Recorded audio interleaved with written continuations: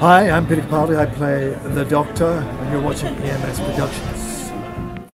Hello everyone, and welcome along to this very special video today where I have finally reached 1,000 subscribers. Thank you so much to everybody who's subscribed to me and liked my videos, commented, whatever, over the last, well, mainly year since I properly started doing YouTube. And so thank you so much for that. And well, this last week, or somewhere a week or so ago, I put out a video asking for your questions for a generic YouTuber Q&A, whatever. That's just what people do for 1,000 or a milestone subscriber thing. So I thought, why not?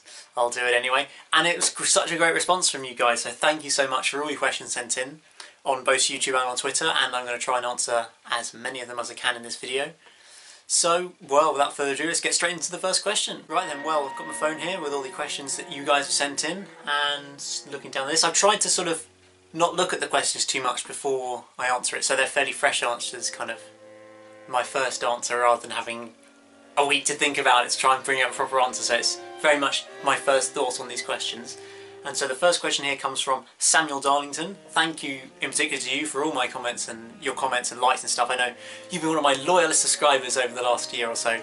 So thank you for all of that. And well, he asks, what's your favourite movie of all time? And well, I'm not really sure. I don't watch that many movies, to be honest. I'm not that much of a sort of film person in general, I guess. Obviously I've seen a few of the major ones like Star Wars and stuff. But generally, yeah, I don't really watch that many films, so I'm quite limited on kind of options, but I must admit that I do really love Inception, the Leonardo DiCaprio film from 2010, I think it was, which I think is just absolutely brilliant with all this dreams within dreams and this kind of thing. It's slightly a random choice, I think, and it's just because I haven't seen very many films. But I think that's probably one of my favourites, and let's roll with that for this one. So I'm going to go with Inception. Next question here from Nathan Who Productions. What Doctor Who story has your most favourite soundtrack? Well, that's fairly obvious. Heaven Sent is my favourite soundtrack for a Doctor Who episode, as I'm sure I might have mentioned before at some point, you know. But I'll try and give you a couple of other ones that I love as well. I'd say The End of Time.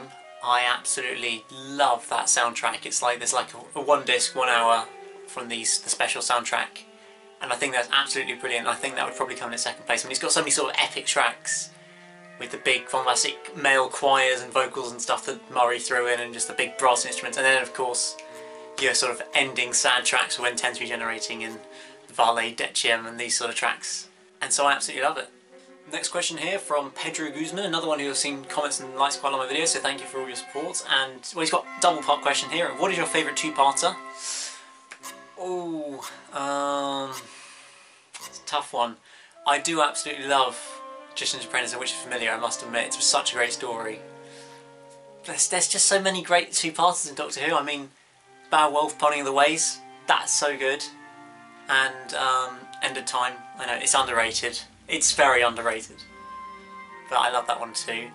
And Pandorica Opens Big Bang, that's a good one as well. So, let's go out on a limb and say Beowulf, Parting of the Ways, because I watched that recently and it just works so perfectly. Maybe it's a bit of a nostalgia factor now, because obviously it's like, I was a little kid when I watched it first time back in 2005, and there's a big sort of nostalgia sense there. But it is a really, really great story, the first proper sort of Dalek fleet and invasion, proper Dalek invasion, back when they were actually good. And if they hadn't been stupid and shown the Daleks in the next time trailer, then a Boomtown, it would have been a complete shock that the Daleks were actually in the finale, because it was so well done. So I'm going to roll with that today, but if you ask me again tomorrow, it might be something different. And well, the other question on that part is, what's your favourite recurring character? Who's my favourite recurring character? Assume you mean on New Who.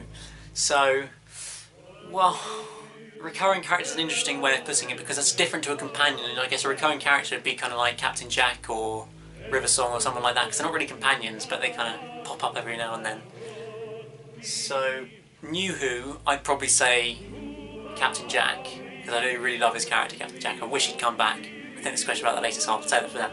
And in terms of Classic Who, I think I've got to say the Brigadier, because I love the Third Doctor series, so I think the Brigadier's one of my favourite characters just in general, and obviously he's a recurring character, so I'm going to roll with Brigadier and Captain Jack. Question here from Whovian League, who says, what advice would you give to someone trying to get into the unreleased music / remix music hobby?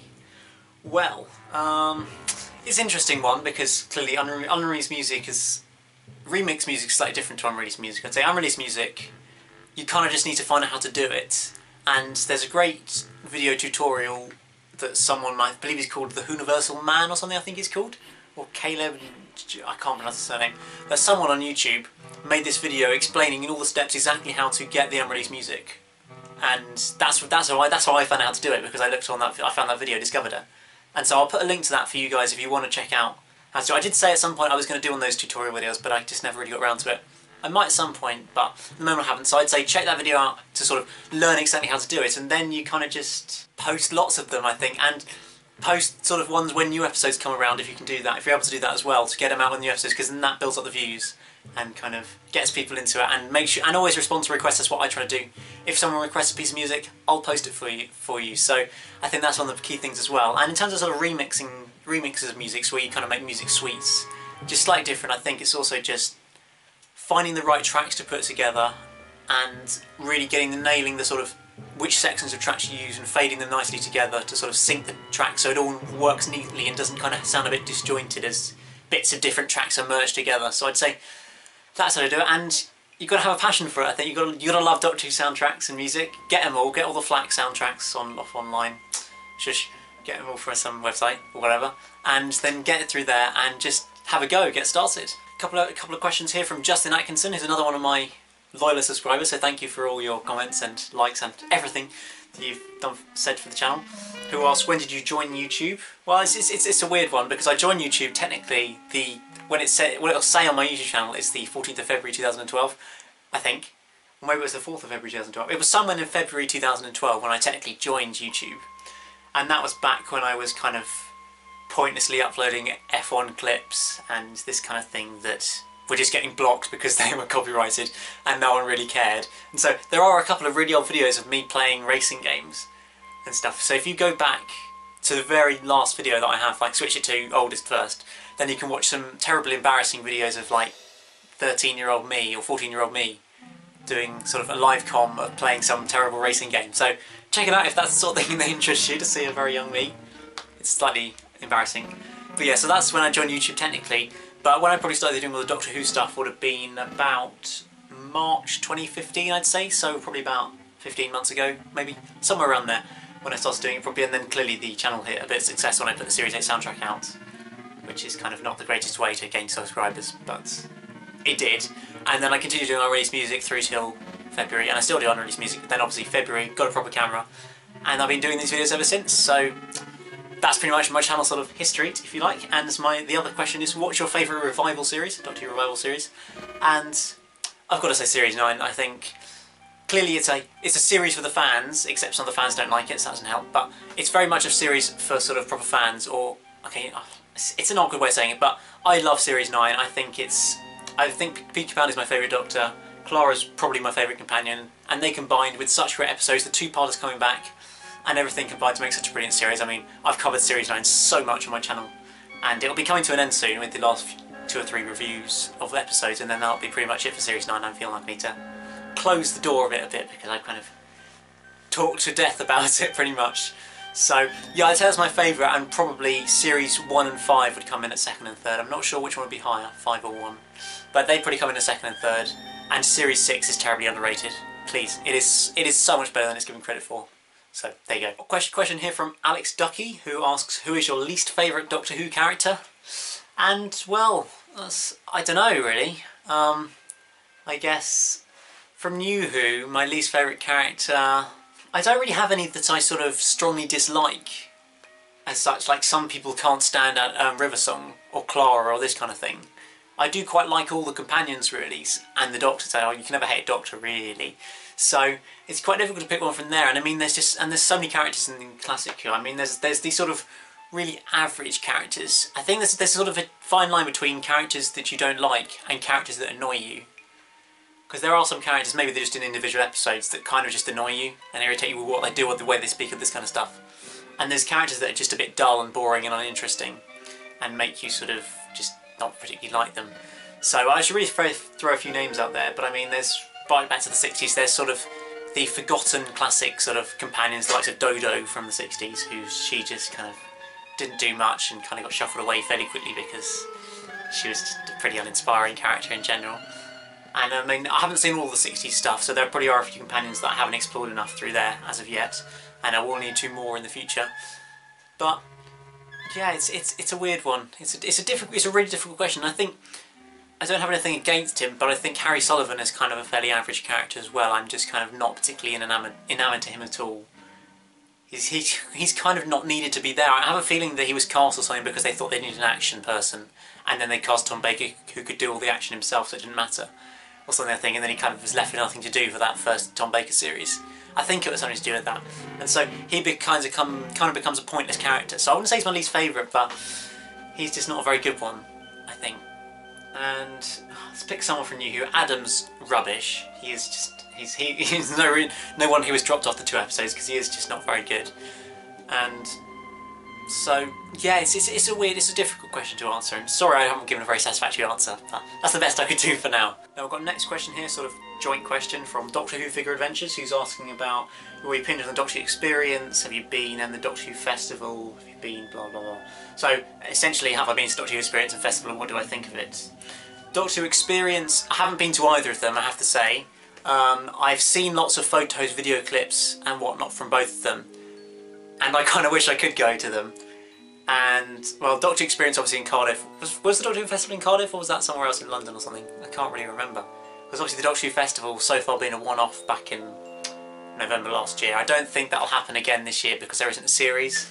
I feel like they need the sort of hype of a series around to really be able to promote it more easily. So I'm not convinced there'll be one this year, but it looks so great with all the panels and just the sort of everything that was going on there. It looks like such a great sort of weekend, and I would have loved to go. And also the Doctor Who experience as well, which just looks amazing, frankly. And I need to get down there somewhere. Obviously Cardiff's quite a long way from where I live. I won't disclose it exactly. You can probably work it out from my Twitter. But it's probably a good sort of like 5 or 6 hour drive from where I live to get. Obviously I'm in the country, well I'm not in the country, I'm in England, not Wales. But it is quite a drive, so I probably won't be not too easy to get down there. But it does look so amazing, the experience with sort of all the sets and stuff and monsters and costumes and everything from all Doctor Who, not just like New Who, but the whole Doctor Who. I have a feeling I went to some sort of Doctor Who experience back when in like 2005, 2006, when I was 7 or 8. I just had this sort of image in my head of this massive Slitheen and kind of this little 8-year-old me just staring and scared at this Slitheen because I was so young. And I can just remember sort of walking through this sort of darkened room with a Dalek around and the Slitheen and the Sideman and stuff. I don't know whether that was the Doctor experience 10 years ago. Maybe it was, I can't remember because it was such a long time ago. But I would love to go again then, but it's kind of, the problem is that I don't have any friends who like Doctor Who properly, and so it's not the sort of thing you really want to, particularly the festival, you really don't want to go on your own, you need to go with some friends and stuff, but I don't have any friends to go with who are interested in Doctor Who, so it makes it quite difficult, but I'm sure I'll get around to them at some time, and certainly I'd recommend them to you even though I haven't been, because they do look amazing. So, hope that answers your question correctly. Next couple of questions here from Doracer64, who asks, will you do anything for Classic Who? Which I assume means will I post any music soundtracks from classic Doctor Who, which it's difficult. I know where to get some from, but the problem is that these are ones that are proper sort of soundtracks that have been edited together by fans and stuff, and I don't really want to be taking the credit away from them by posting them onto my YouTube channel. Because although they're not official releases, they are proper sort of soundtrack style done by fans who've cleaned up some of the music and got these sort of original scores and edited them up a bit to make proper soundtrack with different separate tracks and stuff. And I do know where to find that, and I might be able to link that to you if you're interested in it with a PM. I don't really want to post it sort of publicly because it's kind of a sort of, not illegal, but it's a kind of keep it quiet forum area that I know where to find this stuff. And so it makes it difficult, other than using TV rips, where I literally just rip the soundtrack off the TV and kind of cut out the bits where it's not speaking, because unlike with New Who, you can't get the sort of isolated soundtracks track from the New Who episodes to be able to get some proper unreleased music from, which makes it much more difficult for Classic Who.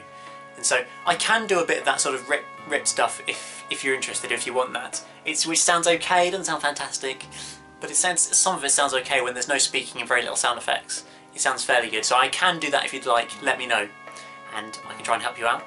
And the other question from DeRay64 is, do you like Top Gear? Yes, I do. I'm a fairly big fan of Top Gear. Well, Clarkson Top Gear at least. I mean, watching the new, because I'm recording this Thursday, the first Top Gear episode's just been out, the new series, and that wasn't very good. I'm not going to go deep into that, but it felt like they were trying too hard to do the old programme with new people just sort of rehashing the old version, but not very well.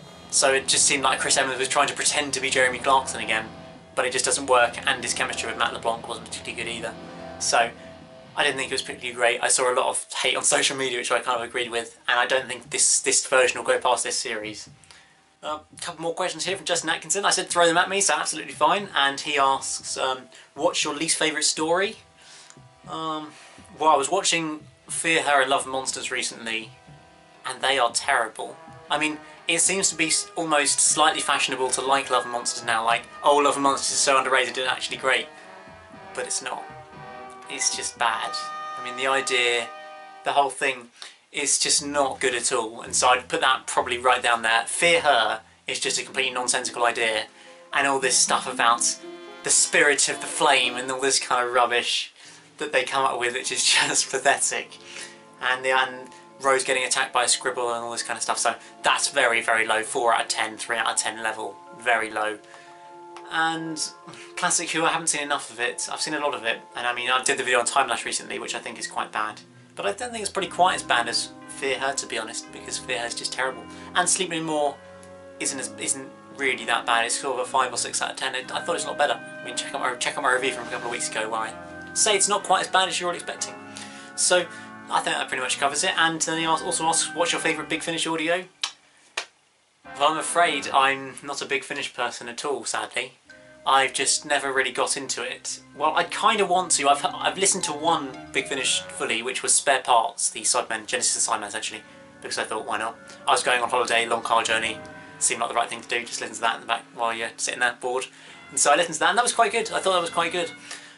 But I've never really properly got into it, and one of the biggest problems is that they're so expensive. I mean, it's like 15 quid. I mean, the really old ones, I know they're only about £3 on the Big Finish website or something. But the more recent ones are like 10 or 15 pounds, and these box sets, the like Dark Eyes, Doom Coalition, and even the 10th Doctor and Donna ones, are all just like 40-50 quid, and they're really, really expensive. I don't have much money at the moment, generally, so I haven't really delved into it too much. So if you've, and I don't really know sort of where to start, what to look into, and this kind of stuff, so I would like to get into it a bit, so please let me know sort of what to start with, where I should start, what are good episodes, what are good stories, what are bad ones, what's a good box set to pick up, all this kind of stuff to really sort of get me into Big Finish a bit more. And if you do only know any sources to listen to them online, maybe for cheap, free, legal, but maybe you want to PM me that, I don't know. But if you do know anywhere where I can get them at least cheap, that would be great, because I just don't have hundreds of pounds to sort of throw away on Big Finish every other week, which is the biggest problem I think for a lot of people with Big Finish. So yeah. Let me know how to get into Big Finish, really. Well, last few questions here. One from, hopefully I pronounced this right, Pieter van Eetvelt, something like that. Apologies, I probably pronounced that wrong. I apologise. But they ask, what's your favourite Dalek episode from Classic Who? And well, that's an interesting one. I mean, the obvious answer would be Genesis of the Daleks, because it is very good. But well, the problem is I haven't seen Power of the Daleks and Evil of the Daleks. I know that obviously they don't really exist very well, but I haven't even watched the reconstructions of those yet, and I know they're super high rated episodes, arguably better than Genesis. And so I can't really give a full opinion, I think, until I've seen all the Dalek episodes. But of the ones I've seen, which are all the Davros ones, so essentially all the colour Dalek stories, plus the Daleks, Dalek Invasion of Earth, and the Chase. So it's really only the Troughton stories I haven't seen. I probably would say Genesis of the Daleks is the best one. I know it's kind of a standard answer, but it is just such a good story. I mean, it's not a great Dalek story, so actually in terms of a proper Dalek story, I would say something like Dalek Invasion of Earth is really, really good. I do really enjoy that one, actually. And also, Remembrance of the Daleks, I do quite like that one as well. I mean, I haven't watched it recently, but I do remember from when I did watch it, having all the sort of different types of Daleks in there, and really focusing on the Daleks rather than on Davros. And having, isn't there like some sort of war between the two factions? Or maybe that's Revelation. That's Revelation of the Daleks, where there's the two different Dalek factions at war, I think. I can't remember. It's been too long since I've seen these episodes. But no, I'm going to stick with Genesis of the Daleks because I think that's the one I remember most. So I'll roll with that. And what's the other question? Who's your favourite companion? I think probably Clara. Kill me. Please, kill me. Throw your abuse at me now. But I think it probably is Clara because I'm not going to go into it. I've explained it in all the reviews. Go check them out. Hellbent in particular, which is coming up. Check that one out for my proper opinions on Clara and her exit and everything about Clara. It's a very much a Clara heavy review. So check that one out on the 10th of June, I think that'll be coming up. Yeah, 10th of June. So check that out then, and I'll give a full explanation. But certainly, I think it's Clara. And from Classic Who, I don't know.